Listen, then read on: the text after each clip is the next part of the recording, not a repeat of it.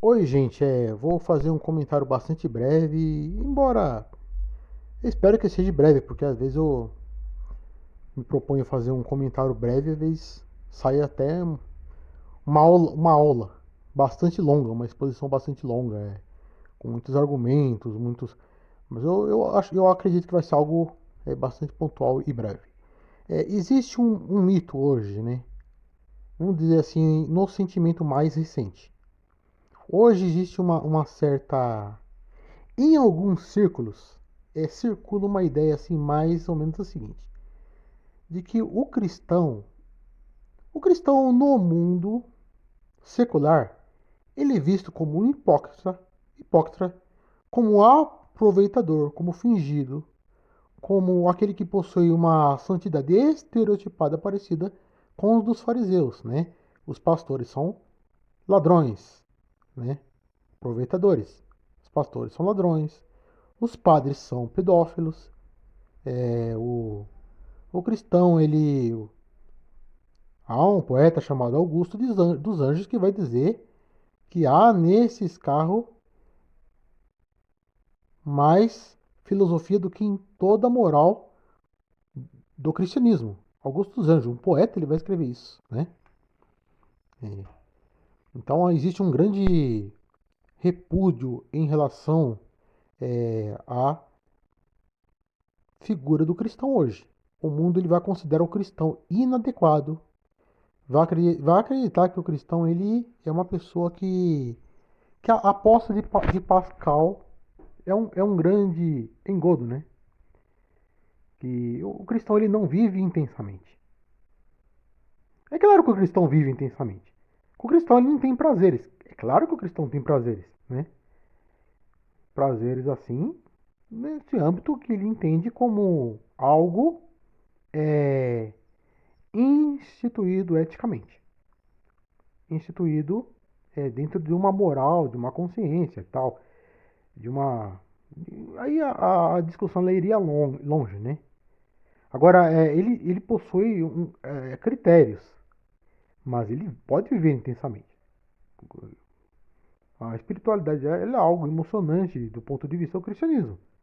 É, se eu fosse falar sobre isso, teria uma reflexão muito extensa. É, vamos falar um pouco, por exemplo, é, vamos supor que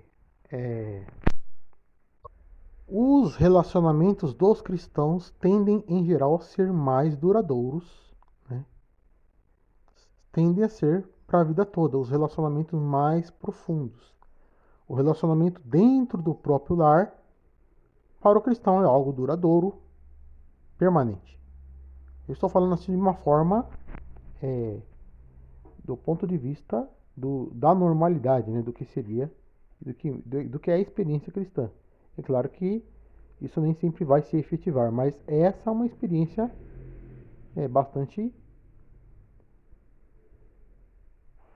muito mais provável de acontecer no caso do cristão do que no caso de uma pessoa que tem uma experiência mais imediatista é, da experiência de vida. Essa pessoa que tem uma experiência mais de vida, que ela diz que vive intensamente, ela vai achar que viver intensamente significa querer romper todos os limites e ter uma vida mais pluralista. Aquilo que vai propor Camus, o filósofo Albert Camus, ter uma experiência estética da existência, né? E quando ele fala da experiência estética, ele vai citar a mitologia de Dom Juan, que vai estar lá no Dom Giovanni de Mozart, que é uma estética, uma experiência estética de vida que é multiplicidade, né? Mas essa experiência ela é instável, ela é uma experiência que não produz aquilo que se chama de calma, ela é inquieta. Você está numa constante inquietação, numa constante tensão. Então é mais uma questão de ponto de vista, né? Como nós vivemos num mundo pluralista, é mais uma questão de ponto de vista. Dizer que o cristão ele não vive intensamente é uma questão de opinião, não é uma questão de conhecimento, de fundamentação. Essa é a visão, do mundo secular sobre o cristão. Ele é inadequado, ele é ultrapassado, ele é reacionário, ele é até mesmo autoritário, ele é dogmático, conservador, legalista, severo nos costumes. Ou então ele não é severo, ele é uma pessoa liberal, mas afirma que ser conservador. Então ele é um hipócrita. Ele é contraditório. Ele não é plenamente confiável. Ele diz viver uma coisa e vive outra. E as críticas elas se estendem ad infinito, ad eterno. Mas não é isso o aspecto que eu estou querendo tratar aqui. Eu estou querendo dizer de um sentimento mais recente. Em alguns círculos, se tem uma impressão de o cristão ele é fraco mesmo, ele é fraco. Ele não é inadequado, hipócrita, não é um pastor ladrão, não é um padre pedófilo, ele não é um moralista, um autoritário do ponto de vista político. Não, ele é fraco. Em alguns círculos. É um círculo bastante restrito que vai afirmar isso o tempo todo, de forma bastante sutil. Bom, qual que é a minha crítica aqui? Minha crítica aqui. Esse sentimento, essa é, crítica ao que o cristão ele é fraco, necessariamente fraco. Como assim fraco? Bom, vamos dizer que ele não tem estabilidade, né? Ele não tem uma. Ele não se sente totalmente seguro no próprio mundo. Ele não é acolhido no próprio mundo. Ele é um forasteiro. Ele é um peregrino, para utilizar aquele grande escritor, John Bunyan. Ele tem um livro chamado O Peregrino. Essa ideia do cristão como peregrino ele está até na experiência protestante que antecede a renovação recente da liturgia, que é aquele sentimento que está no gospel antigo, né? O cristão ele busca um paraíso vindouro, porque ele está numa terra de lágrimas, onde a felicidade ela não é plena, ele está num caminho estreito, então ele procura um paraíso no porvir, só ali a felicidade vai ser plena. Nesse mundo ele é forasteiro. E ele é um fraco porque ele não é totalmente acolhido no mundo. Ele não é aceito, ele não é aceito, ele é considerado, ele é perseguido por quem é de fora, né? O crente ele é perseguido pelo mundo. O católico ele é perseguido pelo mundo. O ortodoxo, o copta, o ortodoxo russo, o ortodoxo grego, o cristão egípcio copta, o cristão católico da cultura ocidental. O cristão protestante da cultura ocidental, ele é inadequado, ele é um crente, ele é um alienado. Então ele é fragilizado do ponto de vista da sua estabilidade, é, da sua identidade. Bom, se ele é um fraco, quem seria o forte? O forte é o poderoso, é o que tem poder econômico, né? É o que tem uma. Ele é investido de uma certa autoridade. Ele tem cargos, ele tem postos importantes, ele possui uma estabilidade econômica, né? Ele possui influência política, ele possui influência sobre a política. Aliás, ele está até acima da política, vamos dizer assim, porque ele é uma pessoa conselheira, ele está ditando ali os rumos da sociedade, como os pensadores vão fazer, muitos pensadores, né? Por exemplo, o próprio Rousseau ele escreveu uma constituição. Rousseau ele escreveu o contrato social que tornou-se uma grande referência para a Revolução Francesa. Ele teve participação na constituição da ilha de Córcega e também no governo da Polônia, né? Então, de certo modo, digamos assim, essa pessoa qual que vai ser a ideia, né? A ideia vai ser que a influência política, a influência sobre a política, o fato de você ter relações com pessoas de todos os níveis, assim, das mais altas esferas econômicas e institucionais, então você possui força, né? Você possui poder, possui força, então você é estável do ponto de vista da sua identidade. E o cristão não, ele é um fraco, ele é frágil. Bom, qual que é o problema com essa análise aí que não há uma prova lógica, não tem um sentido falar um negócio desse do ponto de vista lógico, né?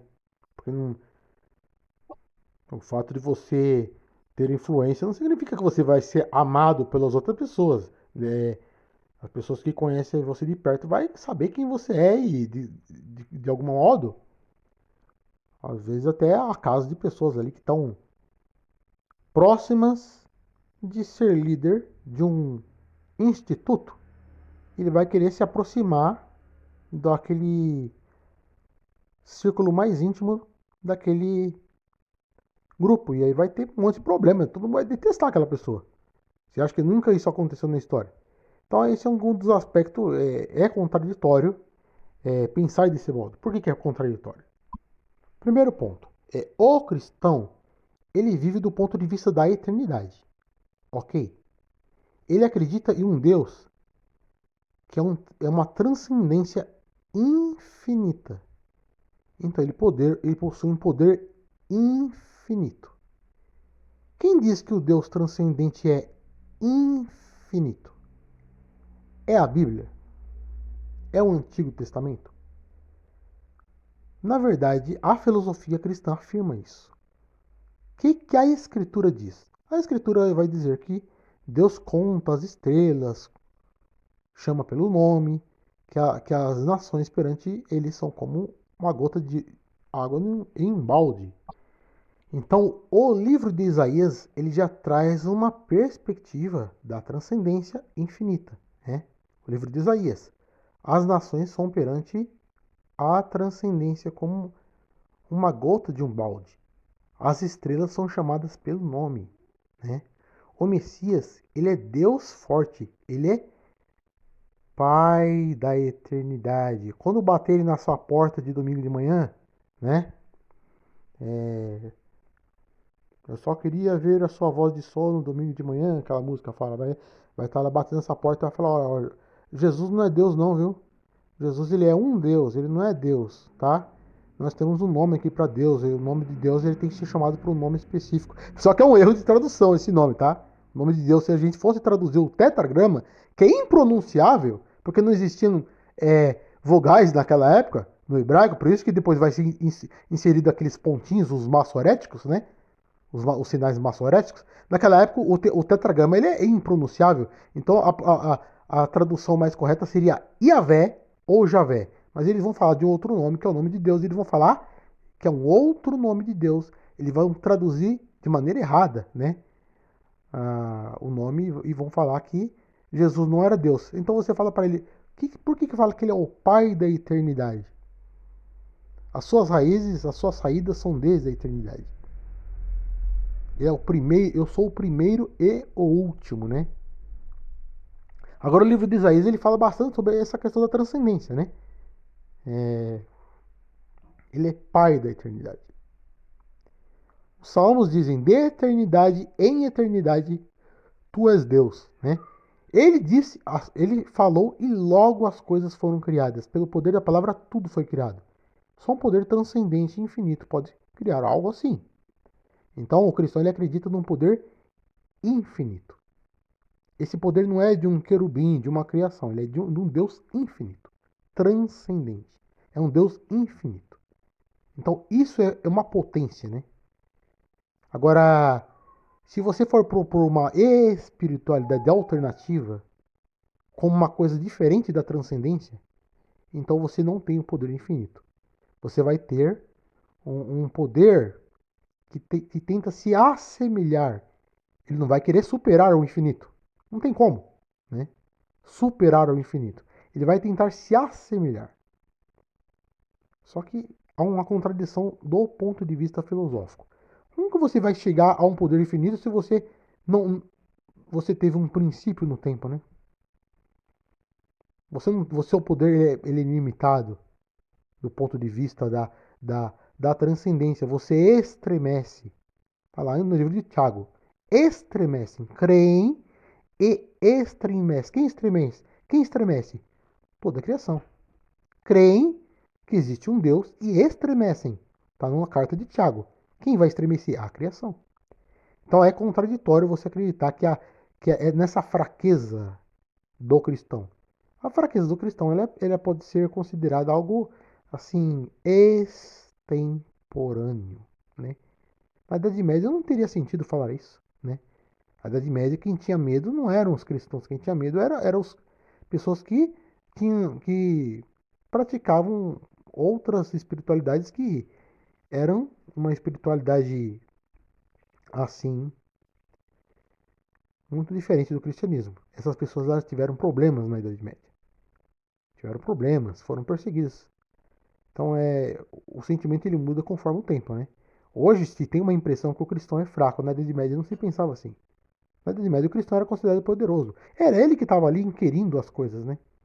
Que tipo de conhecimento que você tem? Então ali tinha um certo tribunal para averiguar questões do conhecimento, né? Então esse é o aspecto, né? Só que existe também um contra-argumento. Você pode falar, Giordano Bruno, um hermético vai afirmar: você tem mais medo em proferir a sentença do que eu em receber. Bom, cristãos também diziam isso antigamente. Eles falavam a mesma coisa. Eles também não tinham medo. Não é o aspecto. O aspecto é outro. O aspecto é o seguinte: é, o que determina se você é fraco ou você é forte é o final da história. Como que a história termina? É isso que vai terminar. Como que acaba esse conflito? Que é um conflito cósmico.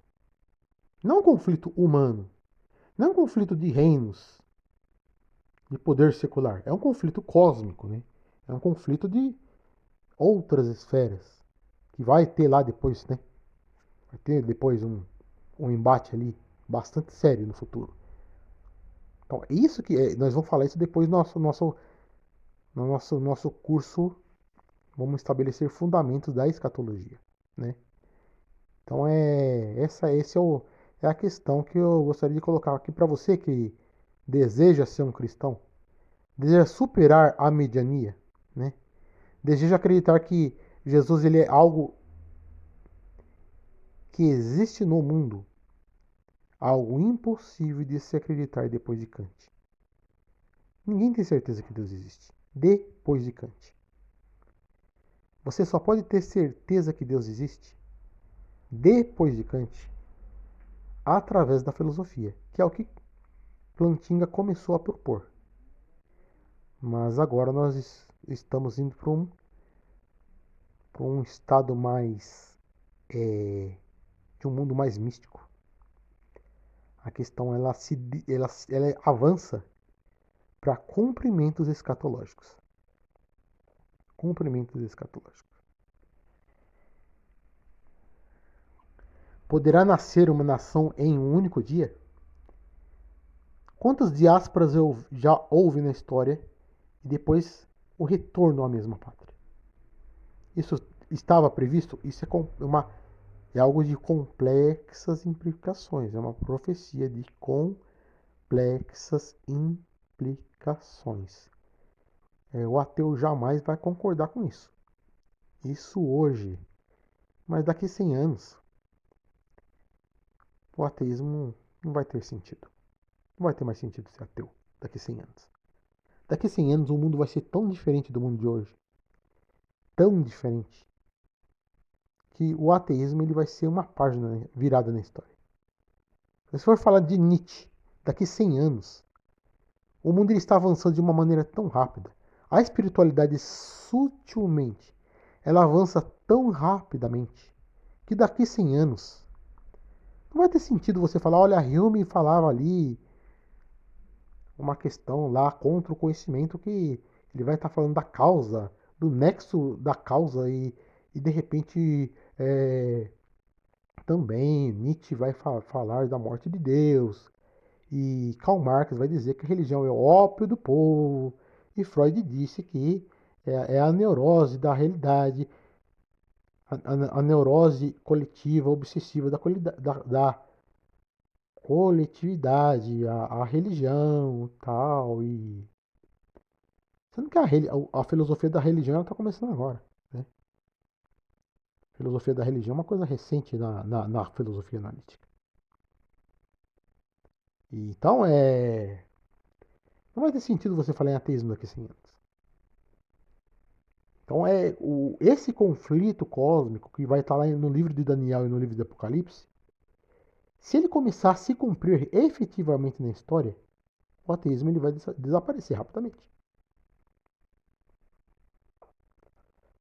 Porque se houve lá atrás, no século XIX, depois de Kant, a morte de Deus na cultura, hoje o que está ocorrendo é a morte do ateísmo dentro da universidade. Dentro da universidade por causa de Alvin Plantinga. Isso não está totalmente fundamentado ainda, né?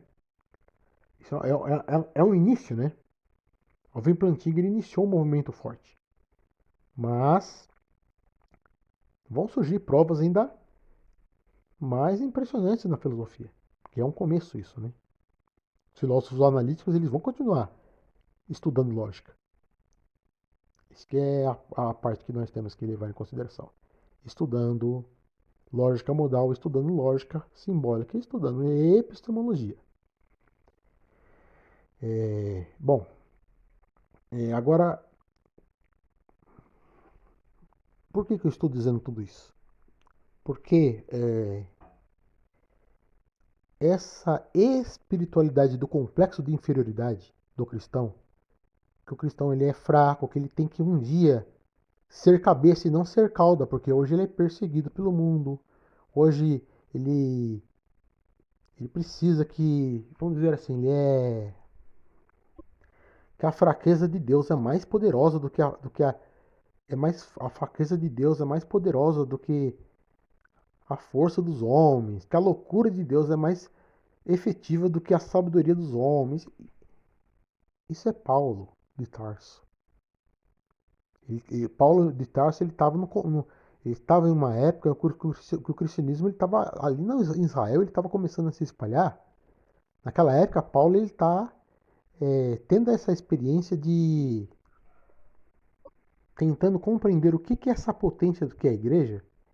Ele vai compreender realmente quando ele vai escrever o livro de Efésios, né? Ali ele vai estar enfrentando coisas fortes, coisas poderosas. Ele vai dizer que ele enfrentou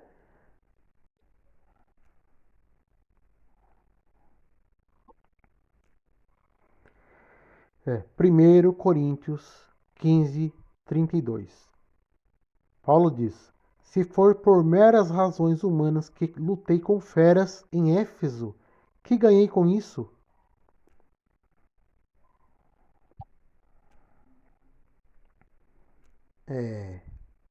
Atos 19, 28. Ao ouvirem isso, eles ficaram furiosos e começaram a gritar: Grande a Ártemis dos Efésios, ou grande a Diana dos Efésios, né? Entre as vários atributos da deusa Diana, ela era também a deusa das feras. Havia um templo de Diana em Éfeso, no mundo antigo, foi construído no século IV antes de Cristo, né?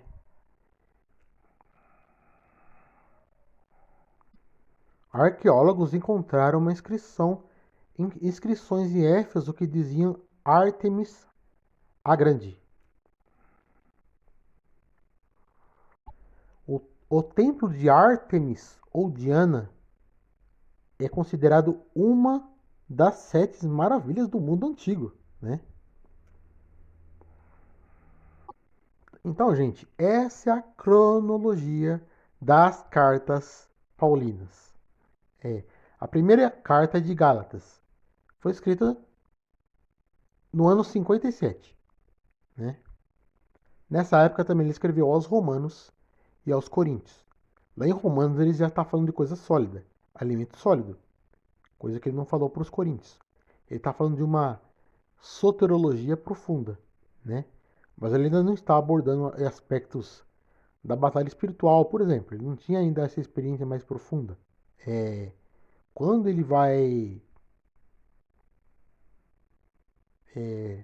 depois na segunda viagem missionária, quando ele está falando, ele vai escrever a primeira carta e a segunda carta aos Tessalonicenses, certo? Então a primeira carta aos Tessalonicenses é do ano 52 e também a segunda carta aos Tessalonicenses. Na terceira viagem missionária, ele escreve é, 1 Coríntios e 2 Coríntios também aos Romanos, né?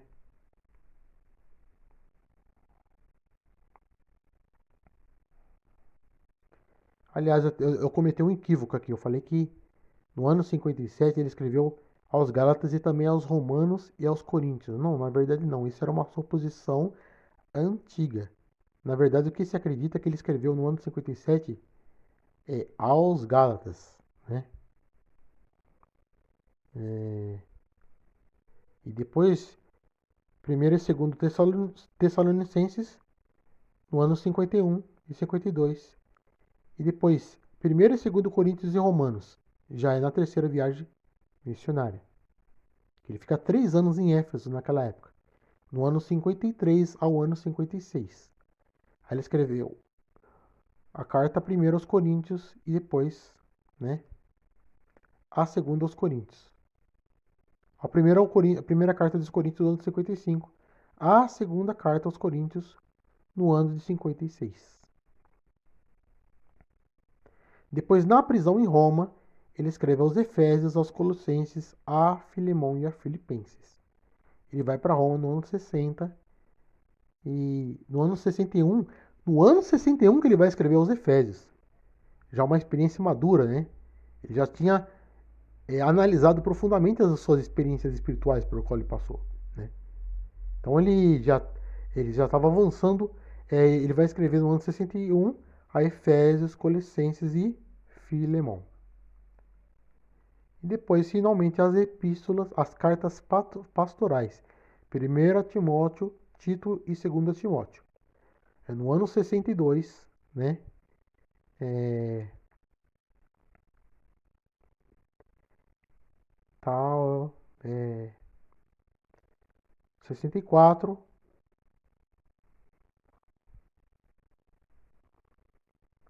No ano 62 ele pode viajar lá para ele viaja para Espanha, né? Ele viaja para Espanha, vai para Filipos, né? E para Éfeso. No ano 64, na Macedônia, provavelmente ele escreve sua primeira carta a Timóteo. Primeira carta a Timóteo, no ano 64. E a carta a Tito. E a segunda carta a Timóteo, ele é enviada de Roma na segunda prisão de Paulo, na companhia de Lucas, entre o ano 66 e o ano 67. Eu estou utilizando aqui como a bibliografia um site, né, chamado é,